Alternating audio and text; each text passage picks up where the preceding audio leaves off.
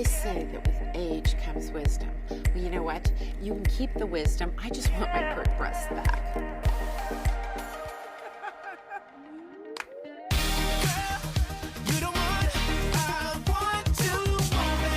We have so much fun when Marla Wynne is here. We do. Pockets, because I love it. If I could put pockets in my underwear, I would. My body's shifting, it's changing.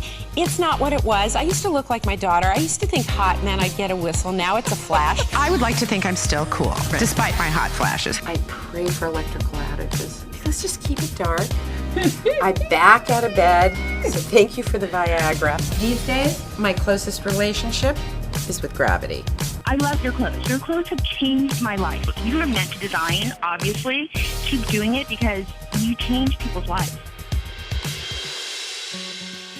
I was a studio executive in Hollywood. That's how I began.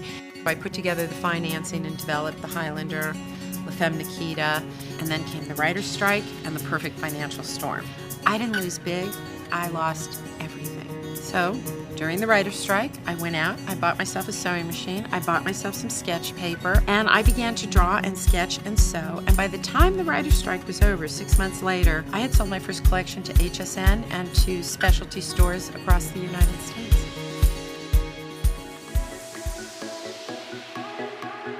Thank you, crew. Thank you, skinny model people. Go eat donuts. After spending a lifetime behind cameras, I had no idea when I signed up for this how hard it is to do this. And first of all, what are you, like a giant? I hit you like pretty much right in the... Biggest thing I'm learning, I cannot curse on air. It's comfy, isn't it? Yes, it is. Wouldn't it be funny if you went, no, actually, Marla, it's kind of goosey me and I'm not comfy at all, right? Am I allowed to say goose? At the end of the day, the fact that I've got a growing business and that I'm passionate about it, that's exciting. Hey, there is so much in life I can't change. Thank God I can change outfits.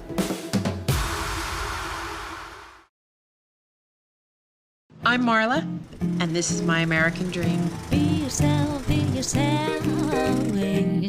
When I was a child, it wasn't so much I had an eye for style and design. I was an entrepreneur. When all the other little girls were playing with dolls, I used to make doll clothes and sell them to them. I started out wanting to be an actress and a comedian and did Second City and all those fun things, and eventually segued from in front of the camera to behind the camera. I was a studio executive in Hollywood. That's how I began. And then I decided I wanted to live in Europe. And when I moved to Europe, I became an executive producer, so I put together the financing and developed the Highlander, La Femme Nikita, and probably a bunch of shows you've never seen.